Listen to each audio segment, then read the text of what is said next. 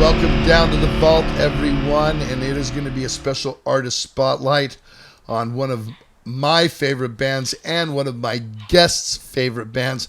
Of course, I'm talking about UFO, and my guest today from the Butlers and Ruffians, once again in the vault, Mr. Craig Behrhorst. How you doing, brother? Good to see you, Zed. Thanks for having me back. I'm glad to have you back because, you know, I do these artist spotlight things with Walter a lot, and I think for this season, which is, you know, we're starting all over kind of this year. I'm going to start getting guys like you and guys like Butler in here, more people to talk about what influenced them as being, you know, real musicians. And when I start doing more of the interviews with the players, I think I'm going to do a special episode on this. But I knew better than anyone when I was going to do this band that to get you in here. And this is going to be a good one because you're quite knowledgeable about this band. And to me, UFO is one of my DNA. I want you to talk about UFO. Tell me what was the first time you heard them, and give us your DNA with UFO. Well, they're certainly one of my top, I'd say top 5 favorite bands, and they've been one of my top 5 favorite bands. I mean, since I was a teenager. So, you know, sometimes as you grow older, you know, your palate changes and your top 5 changes, but they've always been there, man. I think me too. Yeah, I mean, a fantastic band. The first time I did hear UFO was through a friend's older brother, and he turned us on to Obsession. And that album just came out, and I heard it, and I was just kind of blown away. Because like all the great bands that we love, UFO, I mean, they have the riff. They have the strong vocal, the good chorus, they have the guitar solo, and they have the bottom end. I mean, Andy Parker and Pete Way are just they mesh together so well. I totally get that. They have all that, and they have light and shade too. What I mean by that, they have the light, you know, the pounding rock, man, but then they have the mellow, you know, and they have the ballads, and they have some of those and Mother Mary stuff like that. Yeah, you know, yeah. So heavy like Rock Bottom, you know. Yeah, Let It Roll's heavy, and then you got exactly. ballads like, you know, Try Me. So, you know, it feeds off all your emotions, you know. Totally. Yeah. I mean, I'm not as early with you as UFO.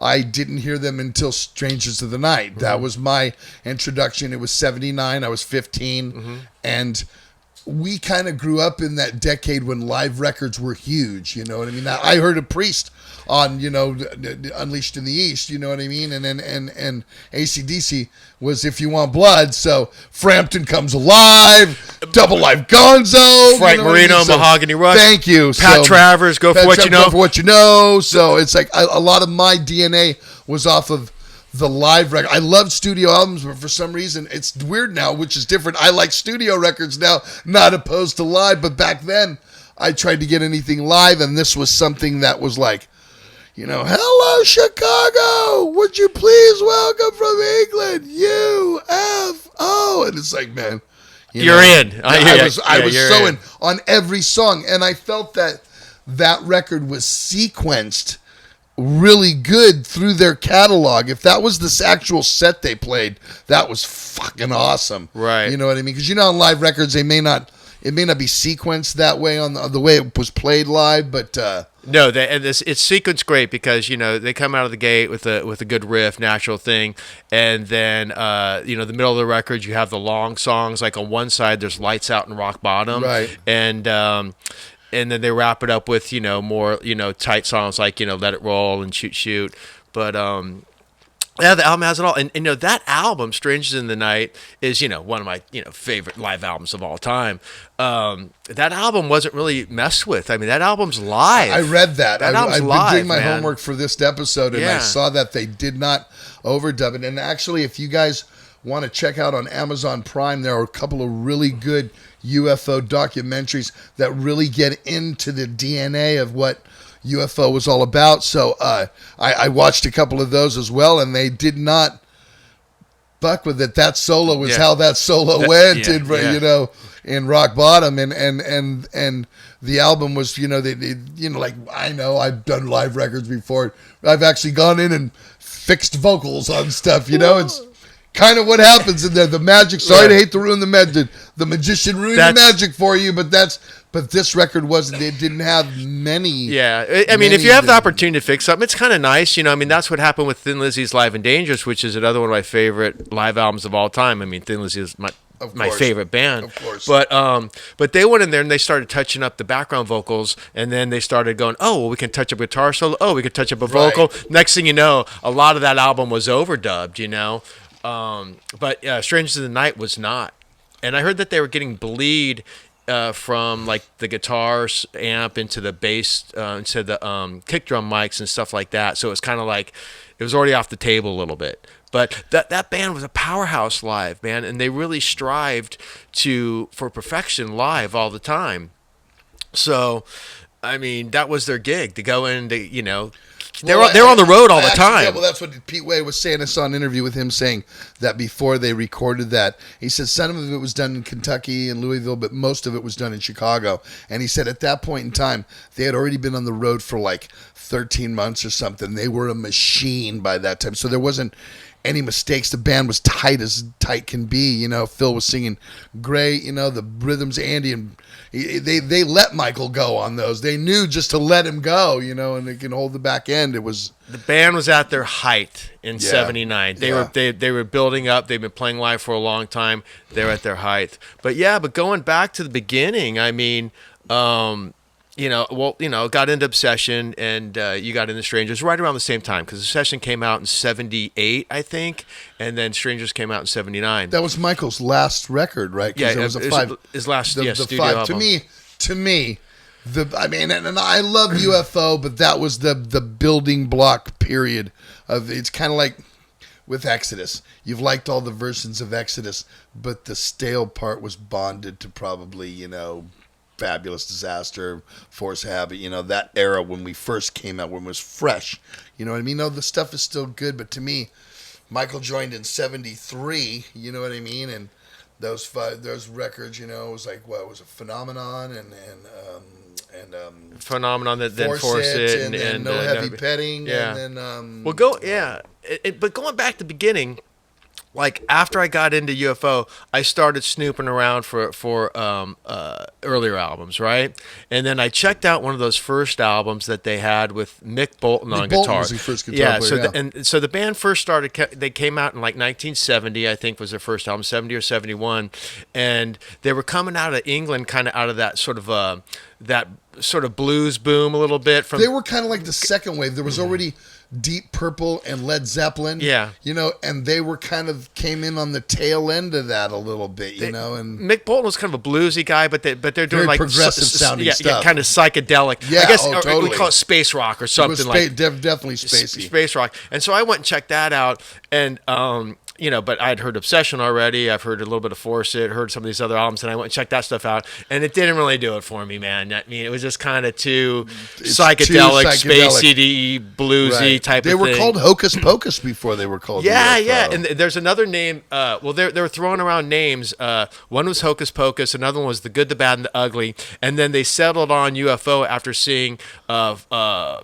like flyers around London for the club UFO. It was a club. Well, didn't they get signed to some small label for their very first record? Yeah, the first three albums. The club was called UFO, so they played homage to that. That's what. There's so many stories. Yeah. Well, I heard that. Yeah, there's a club called UFO, and they go, "Oh yeah, that looks good in print. Let's, you know." It does look good in print. Their logo's one of the best in rock, man. Yeah, so let's go with UFO, and I guess cooler than, you know, in the long run than Hocus Pocus, but yeah, and then those albums, and then in '74 was, as I understand it. Oh, well, actually, you know, going back after Mick Bolton wasn't in the band, after all those first three albums, those space rock albums, they had Bernie Marsden in the band for a while playing guitar. And Bernie Marsden was went on being Whitesnake, and pretty, you know, prominent name in, like, you know, British rock guitar players. And even before that, they had Larry Wallace for a while, and Larry Wallace was the guitar player for Motorhead before Fast Eddie. Really? Yeah. So actually, it went Mick Bolton, and then from the first albums, and then Larry Wallace, who was in Motorhead before Fast Eddie. Then they got Bernie Marsden, and and then they got Michael Schenker, and apparently Scorpions were opening up for UFO at some point, because they were pretty big in Germany. UFO was, and I think Bernie Marsden apparently, I don't know, something happened, didn't make the gig or didn't have a passport or something, and then Rudolph's like, my brother can play guitar, and so he played with the band. He was like 16, right? Yeah, Or 16. something. I think he was 16. I think he's yeah. 16, and plays with the band, and they're like, oh yeah, this guy's our the golden goose, man, like Straight up golden goose. And he's one of my favorites today. Oh, I'll have you in when we do the Michael Schenker episode. You know Yeah. what I mean? We still have to do one on Michael completely, but Yeah, this is on. he's a phenomenon. He's a phenomenon, exactly. But yeah, so then, that's how before Schenker they had those guys, and then they did the Phenomenon album. They got signed to Chrysalis in the Phenomenon album, and that's this record right here, with Hypnosis cover art. Yeah, that's great. Yeah, look on the back. Michael looks pretty darn young, huh? Yeah. And on this album brought us Rock Bottom. This album brought us Doctor Doctor, which were just staples up to this day. Oh yeah, in the set. Come on, Iron Maiden comes on stage with Doctor Doctor. You know what I mean? Yeah. Now this was before. Now didn't Paul Raymond play on this? But they didn't give him any. No, not this album. Not Paul yet. Raymond. No. I'm sorry, Paul Chapman as a guitar player. Good point. Because Yes. but he did not want it. They needed a rhythm guitar, but they didn't add him. It was Paul Chapman. Good point. So they do the album, and they wanted to get another guitar player to go out on the road. Right. So Paul Chapman was in UFO for the Phenomenon tour for about a year. Yes. Because Michael wanted another guitar player so Right. they could do parts like Doctor Doctor and do different things like that. So, yeah. And then he left and went and started a couple of other bands actually, and then It worked. Yeah, it kind of seemed like it wasn't. Then they got another keyboard player in because they felt they needed something to back up the leads. Yeah. But it wasn't Paul Raymond. It was That comes later, yeah. So then, so they do this with a Phenomenon tour, and then two guitar players don't work. They decide that Michael. I mean, Michael's Michael. Yeah, Paul Chapman's a fine guitar player. He's a great guitar player. But yeah, and so then they do that, and then they decide. Then they go to second album, Force It, another Hypnosis album cover. Yeah. Great album art, Great man. record. All of them. I mean, all of them. All of them. So they do Force It. Okay, and then they have another the guy that plays keyboards on this record you're talking about is a guy who was in 10 Years After. Right. Yeah, and so he plays on Out in the Street. Right. And maybe one other tune or something like that. But so they do that album. This album, man. Kind of comes down. From Phenomenon to this, it gets a little bit more straightforward. This is heavy. This is really in your face UFO of them all. Of the five, to me, this one is very riff oriented, very aggressive. Opens up with "Let It Roll," which is kind of the beginnings of some sort of like heavy metal stuff, man. I agree. It's got "Shoot Shoot," and then you got songs like "Love to Love." Yeah. Which I think the guy Chick was his name who played keyboards. The guy from 10 Years After, he plays keyboards on this, and then you have Mother Mary. But yeah, so you were talking earlier about how Chapman, when he was in the band, he was kind of riding with the band too a little bit, and so apparently he wrote the riff to Mother Mary. Really? Yeah. And had a little bit to do with Shoot Shoot, I think. But when I'm looking at the back of the album, there's no Chapman credit there. There's no Chapman credit. He left. You don't get credit. Yeah, no, well, sorry, guy. We're just a hired gun.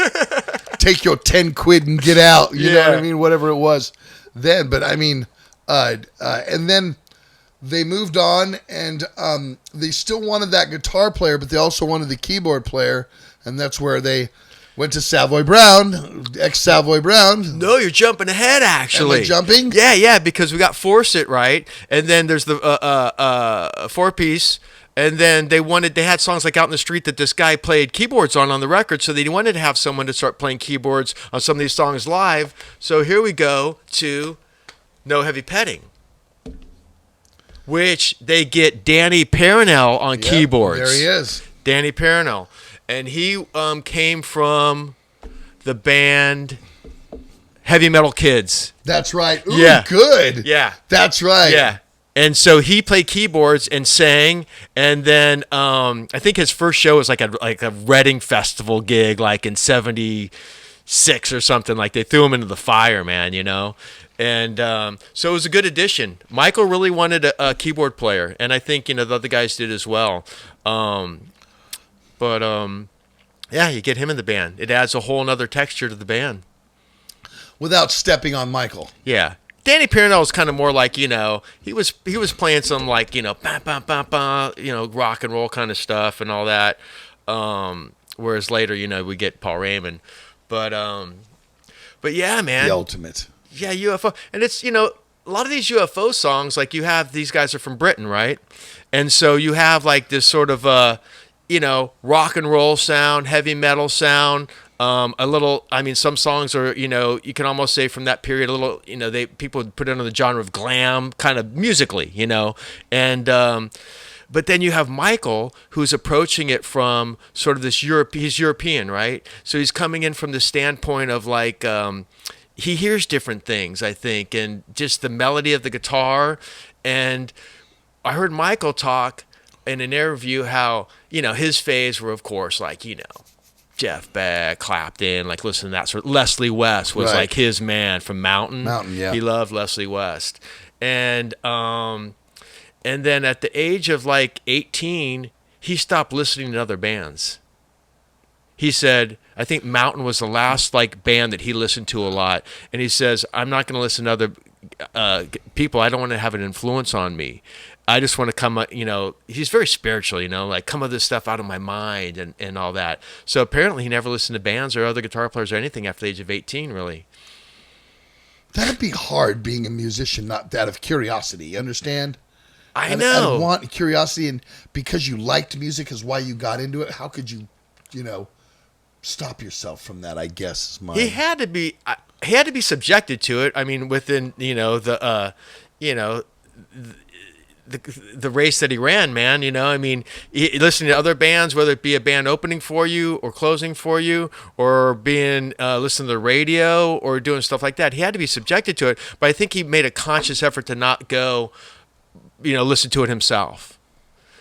And so, wow. But I think that's what makes up the UFO But we sound. have heard our stories about Michael, so. Oh yeah, there's a lot. So he's left the band 3 different times. You know what I mean? So yeah. Right, twice in Palo Alto. He's a loaded gun, man. Yeah, he's a loaded gun. Yeah. And, you mentioned Palo Alto. I saw that show. So. Okay, but initially, in 78, he left in the Palo Alto show. Did you know that? It's 78. That's the show that I saw. Oh, no. I thought you were talking about 95, because remember, he left again in 90. Interesting, yeah. So, lucky enough to have Luke Bowman's older brother. That old? Yeah. No, dude. I was like 78. I was like 14. Yeah, something like that. So the older brother takes us to this show because we're all into UFO. So he brings me and Luke Bowman along, and we go down there. And it was at this Maples Pavilion. It was a basketball gym on Stanford campus, and it was a band called Sea Level opened up, and that band had Chuck. What's the guy's name? Chuck Level or something, who's been in the Stones for past 20 years. He's like their piano player, kind of really? musical director guy. And then they were like some 70s rock, kind of good musician type Kansas thing or something, And then UFO comes out, and then I'm watching this, and I only heard the Obsession album because of the Obsession tour, and I couldn't believe what I saw. I mean, it was amazing. Michael tucked down with the V, with the spandex general suit. It was amazing. He was like, he's sent down from fucking space, man. Because I don't think at that time you saw hard rock and roll bands as many like that performed like that. You know what I mean? They were not a mainstream band. No, that's the thing. They were underground before underground was underground. You know what I mean? It's the truth. You know what I mean? That's why you had to know.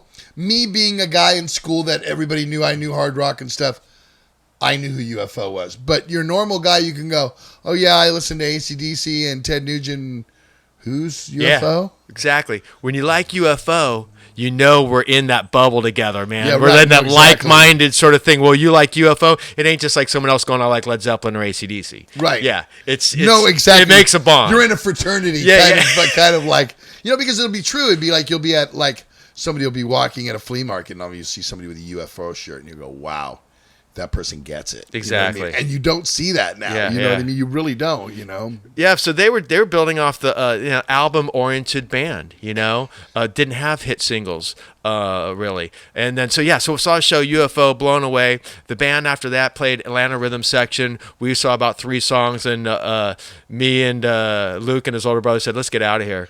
And I remember the Atlanta Rhythm Section. And I didn't realize till like within the last few months, after we just saw UFO recently at the Great American Music Hall in their last tour, that someone told me that that was the last Schenker show, and I had no idea till just recently. So that was pretty amazing. Wild. Yeah, I mean that was. Yeah, the advantage of hanging out, having friends with older brothers, sisters. Amazing. Yeah. So then, let's keep going with the timeline.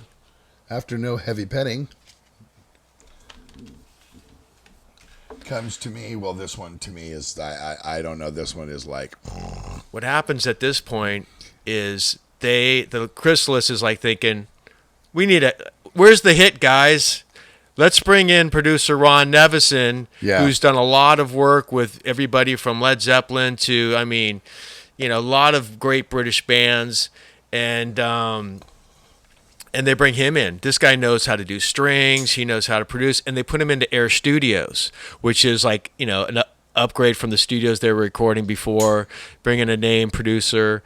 And the fidelity sure went up. Didn't you notice that? Like these albums were kind of like, especially Forced, it was very raw, kind of a little boxy sounding. Very boxy. Very boxy sounding. This is really like, like you're bloomed, basically, sounds. It's definitely sounded much better.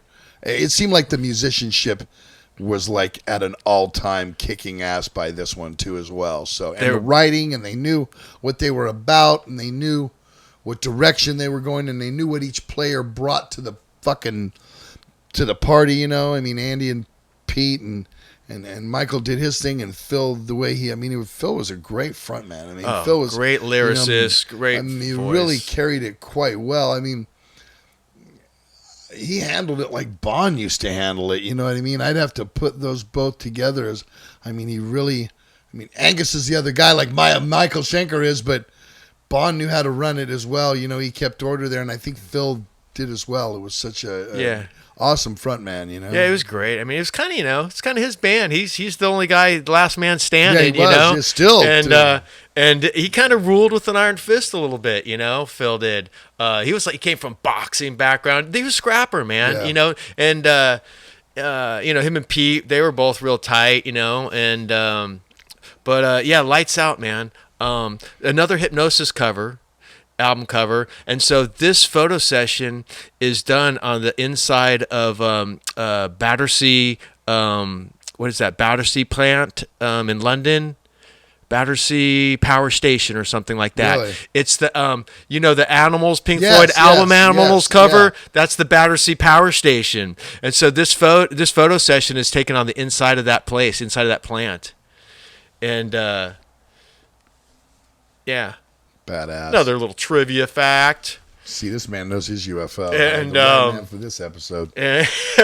So in comes Paul Raymond from Savoy Brown. Yes, on keyboards. Michael wanted to continue to have a keyboard player, but plus to have someone that can play guitar too. Right? Yeah, no, right. That was the whole idea with him. Totally. Yeah. Paul Raymond, the utility man. Okay, plays guitar, plays keyboards, sings great. Yeah, sings great, and the whole thing, and comes from Savoy Brown, who's a popular band in England, and can write as well.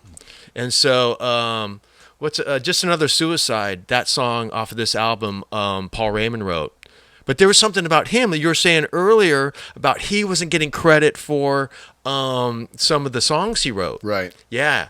I think that's some bad publishing deal through Savoy Brown. So whatever he wrote, he wasn't going to get any bit of the money. The band wasn't going to get any bit of the money. and all that sort of stuff. So I think what they did is they put the other guy's name, like Pete Way's name, on it or something, and then they would collect the money and then give it to him.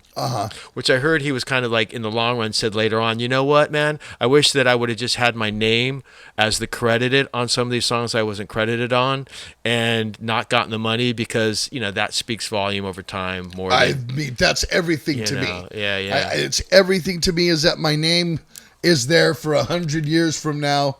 To on anything that I write, on any album I appear on, any vocal, any gig, any tour, that's how I look at it. It's all about, that's the history. It's not about the money I made on it. Yeah, man. It's about no Paul Raymond's name on here. Oh man, but he's his photo there, I believe. Yeah, he's in the band, man, but he's not getting credit for the tunes he wrote. No tune credit.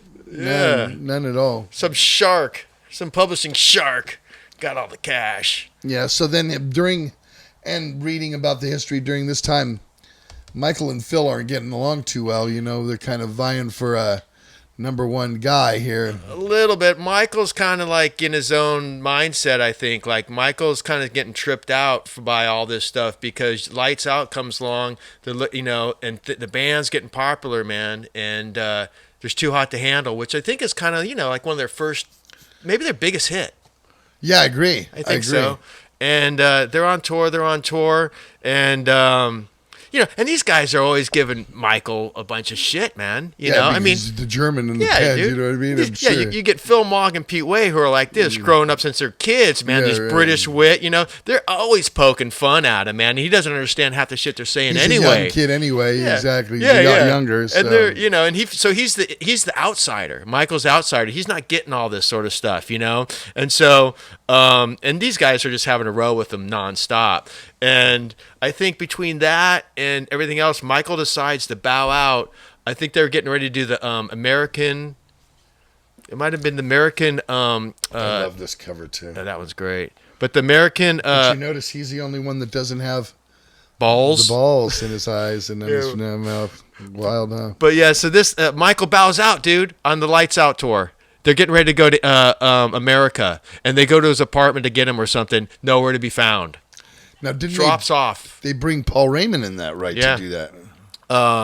No, they put Paul Chapman. Yeah, that's who you meant. I keep saying that. Yeah, Paul Chapman. There's a lot of Pauls in the band, but so they get Paul Chapman for the second time to finish the Lights Out tour, and then they come back to England, I think, at the very end, and do a show at Reading or something, and then Michael kind of just shows up at the show, and then Paul Chapman's like, dude, what are you doing? Like, I got my own thing going on, like with Lone Star. You got to rejoin the group. And so Michael gets persuaded to join back with UFO.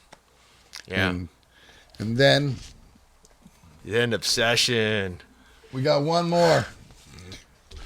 This was the last one the last initial one with Michael. Yep.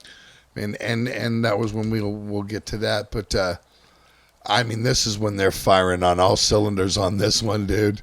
This one is, wow. It's kind of sad to think that Michael had to leave after this one, because even though I like No Place to Run, but still. Who knows where they would have gone? What?